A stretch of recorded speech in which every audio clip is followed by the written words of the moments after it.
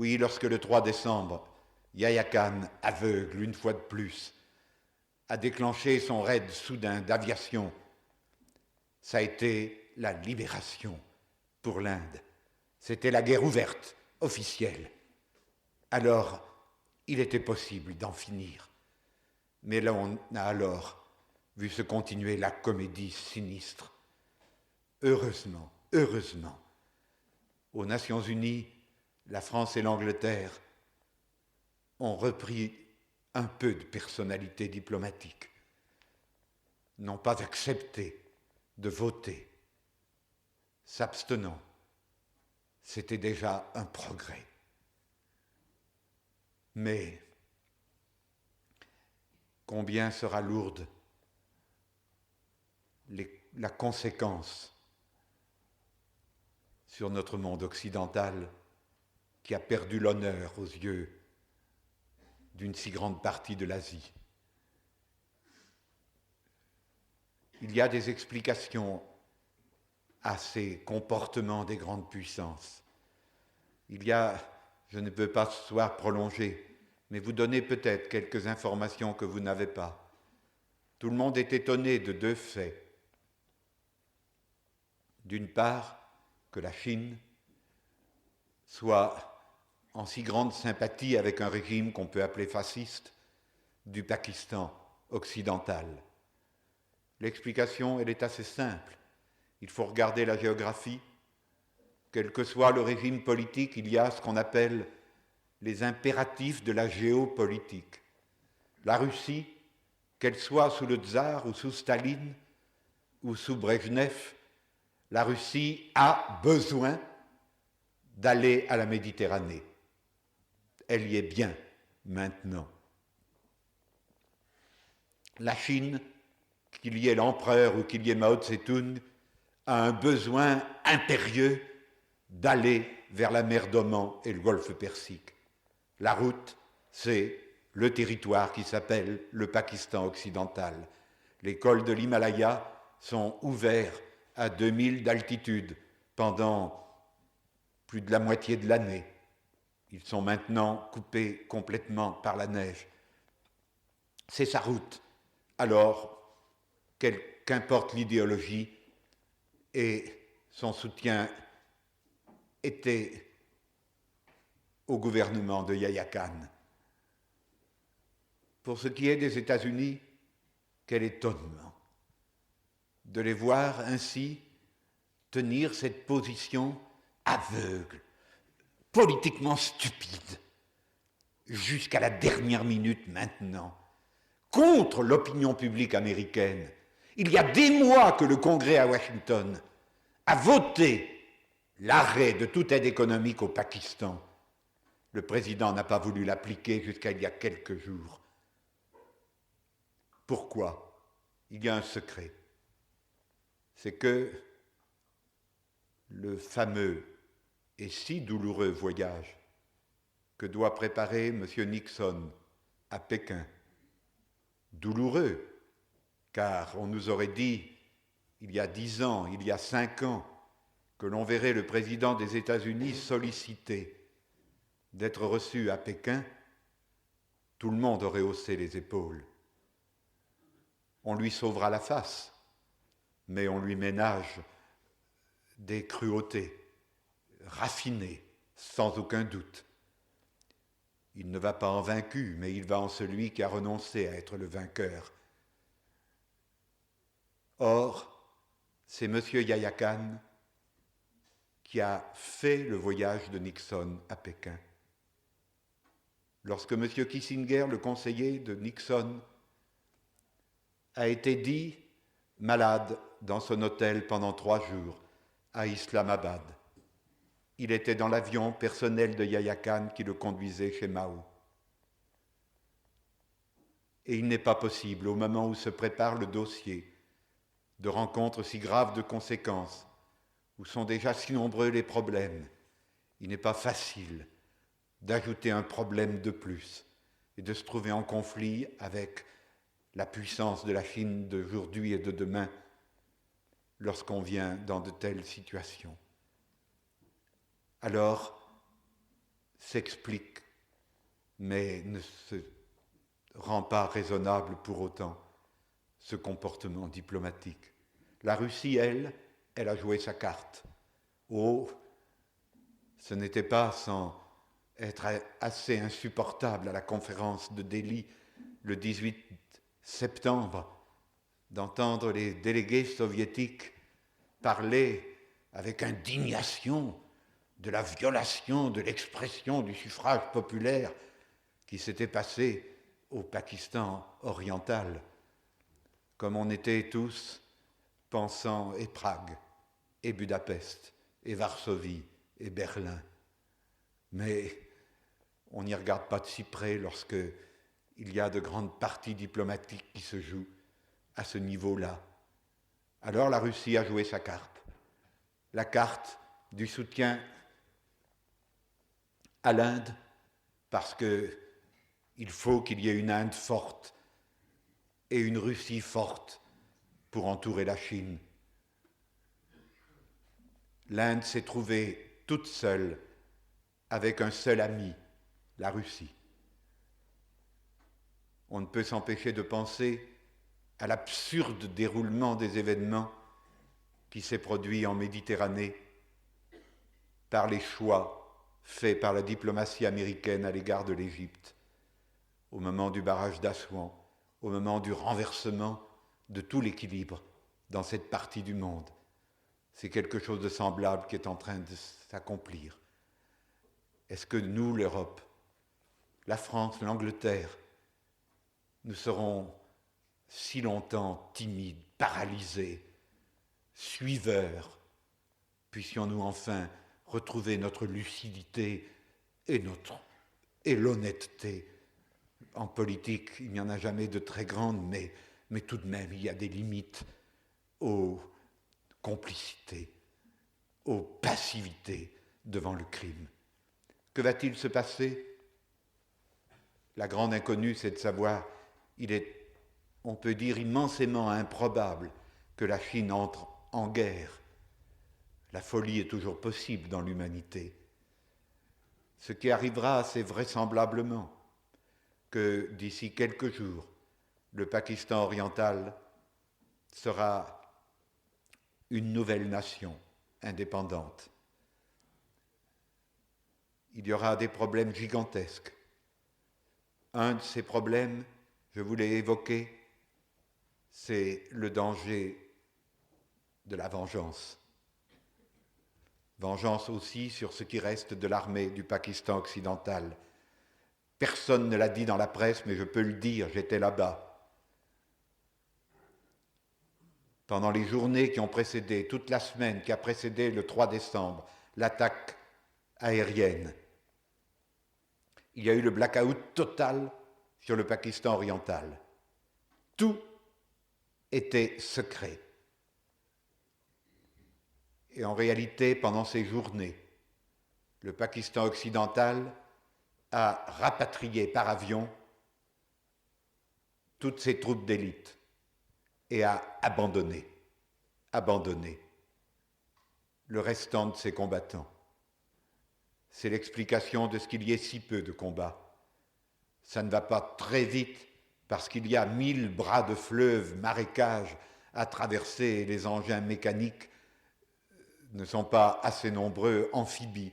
Il faut multiplier les ponts, mais il n'y a presque pas de résistance. Combien reste-t-il? Il y avait 90 000 hommes sans doute. Combien reste-t-il de soldats de l'armée du Pakistan occidental, de la piétaille, des pauvres types? Comment la colère populaire sera-t-elle dominée lorsque ils mettront bas les armes? Personne ne peut le prévoir. Oui, je le répète, puisse vite venir le Cheikh Mujibur. Deuxièmement, il y aura un autre problème, la faim.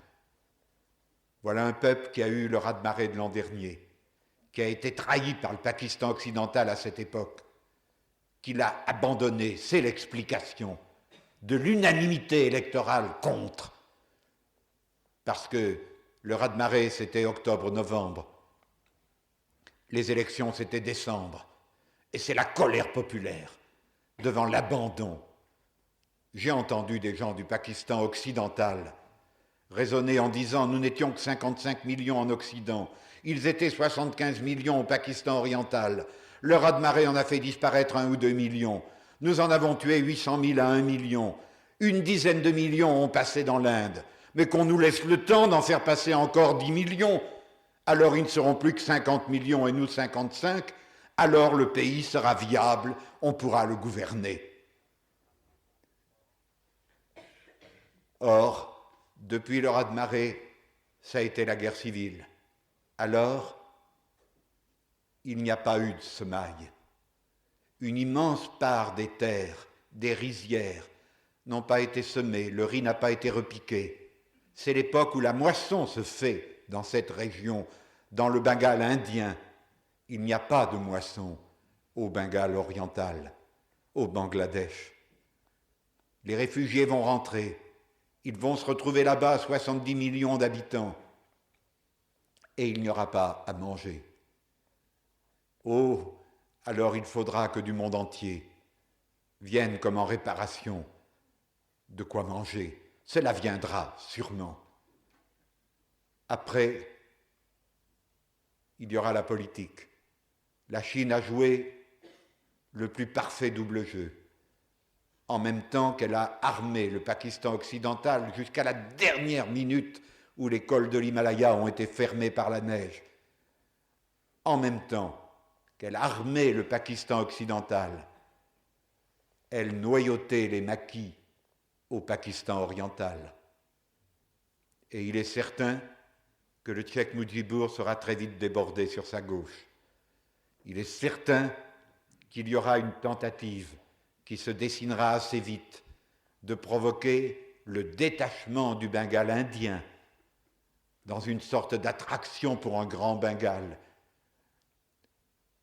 Les forces d'unité indienne sont grandes. Elles ont plutôt été renforcées par la guerre, mais l'Union indienne reste encore menacée de balkanisation. C'est un péril. Et cela ne sera pas simple. Ce n'est que s'il n'y a pas la misère, que le pire, les excès pourront être évités. Qu'il n'y ait pas la misère, cela dépendra beaucoup de nous. La paix, voyez-vous, elle n'a qu'un chemin. C'est notre devise dans le mouvement Emmaüs depuis 25 ans. La paix, elle n'a qu'un chemin. C'est servir premier le plus souffrant, le plus petit. Alors il y a la paix. C'est valable pour le monde entier, c'est valable pour chacune de nos communautés, jusqu'à la première communauté, une famille. Une famille n'est vivante, joyeuse, paisible, que dans la mesure où les costauds, les forts, les adultes organisent leur vie pour servir le bébé qui vient de naître, l'enfant souffrant, le vieillard, alors la famille est heureuse. Il y a une loi de haine et de mort, c'est servir premier le plus fort. Puis il y a une loi de vie et de paix, c'est de servir premier le plus souffrant. Cette loi de la paix, à nous de la faire triompher. Il n'est jamais trop tard pour se repentir. Nous avons, quand je suis rentré fin septembre, début octobre, j'ai cherché que fallait-il faire. Nous avons alors fait cette folie, vous le savez peut-être, avec les communautés, les amis d'Emmaüs. Le 2 novembre, nous avons mis à la poste 38 000 lettres. Elles étaient adressées aux maires de toutes les communes de la France, jusqu'à la plus petite de 50 ou 100 habitants. On leur disait la situation et on leur disait « Nous avons l'habitude dans nos villes de jumelage, c'est bien, pour la rencontre fraternelle, quelles que soient les opinions politiques entre l'Est et l'Ouest, entre peuples d'une langue et d'une autre langue. Nous multiplions ces jumelages, et c'est bien que la jeunesse se rencontre, que les échanges commerciaux prospèrent. Mais ce que nous sommes capables de réaliser entre nous, les privilégiés, est-ce que devant une détresse aussi gigantesque, la plus immense, horrible depuis Hitler, est-ce que nous ne serons pas capables de réaliser de semblables jumelages entre nous, nos communes et les camps de la misère et du désespoir? Jumelage de justice, de bonté. Les réponses ont été merveilleuses. Ce sont les petites communes qui ont répondu les premières, bien sûr. Il n'y avait pas besoin de convoquer des commissions, etc. Et nous avons en quelques journées reçu 42 millions. Et l'annonce d'une multitude de délibérations de municipalités et la création de comités communaux. Je suis rentré avant-hier et le téléphone n'arrête pas pour me demander d'aller dans telle ville, pour soutenir le comité de jumelage qui s'est constitué et qui veut pousser la municipalité à s'engager, à participer. Non pas un comité municipal, un comité communal, mais soutenu par la municipalité. Ces jumelages, je suis en train de rédiger le document que l'on va envoyer à tous ceux qui ont répondu pour expliquer techniquement, pratiquement comment ils vont jouer. Ils jouent avec 1 million de réfugiés. Nous ne prétendons pas, nous, France, tout prendre. 1 million de réfugiés, 1/10 du total. 1 million de réfugiés qui sont dans 23 secteurs de camps que je viens de parcourir, tout le tour des frontières du Bangladesh.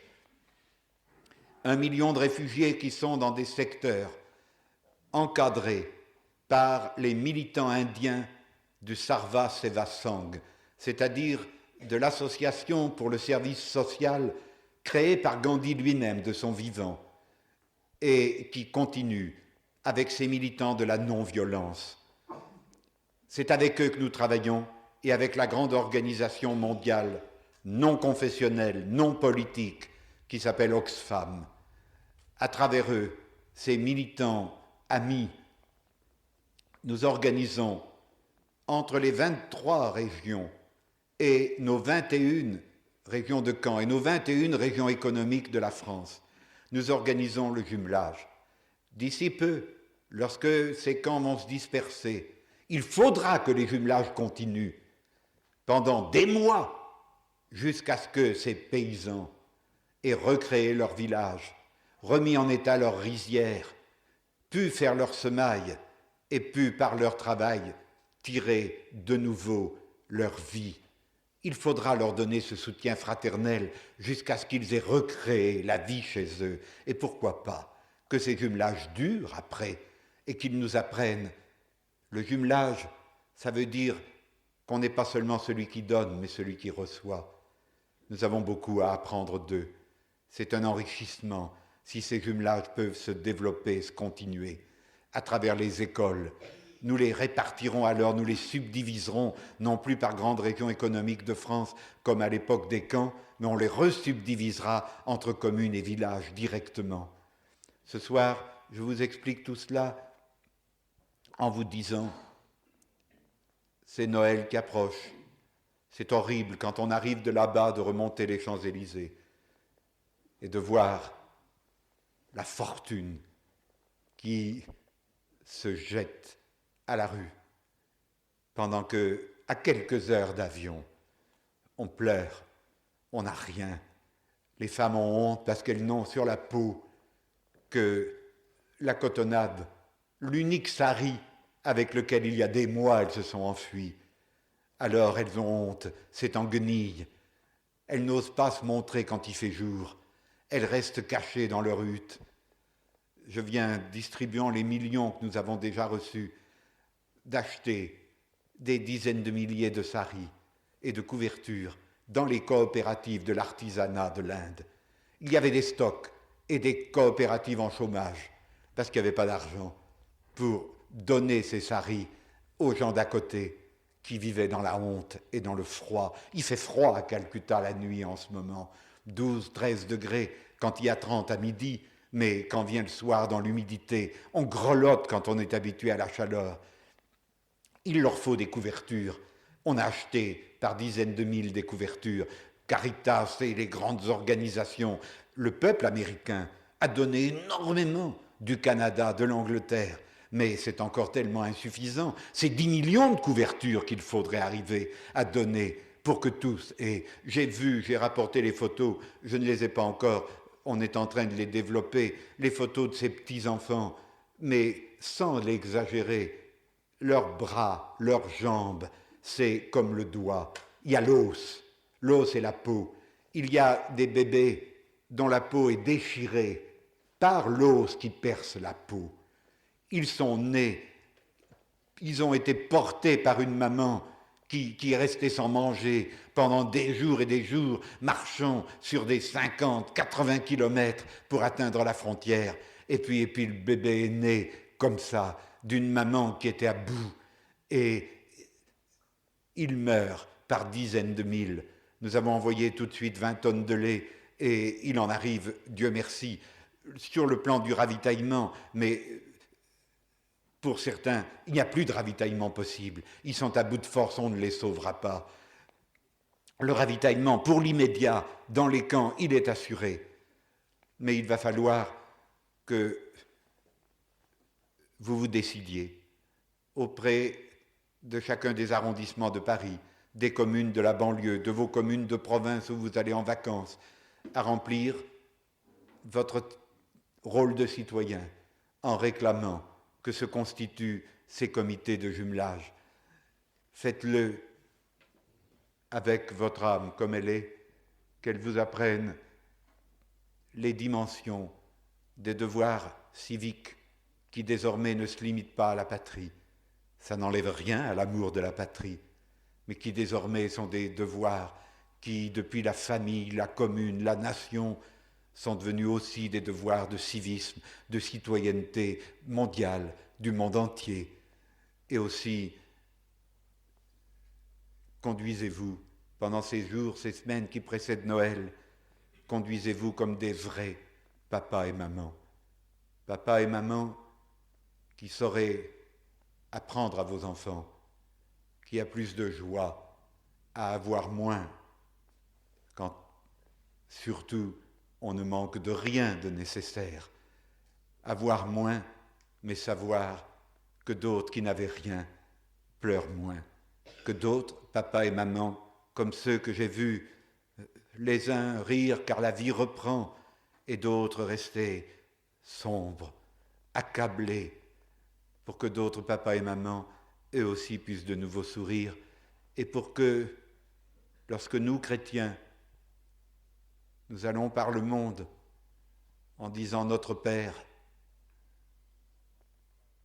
nous n'entendions pas une sorte de malédiction retomber sur nous en nous disant « Comment oses-tu m'appeler ton Père quand tu fais si peu pour ton frère qui souffre ?»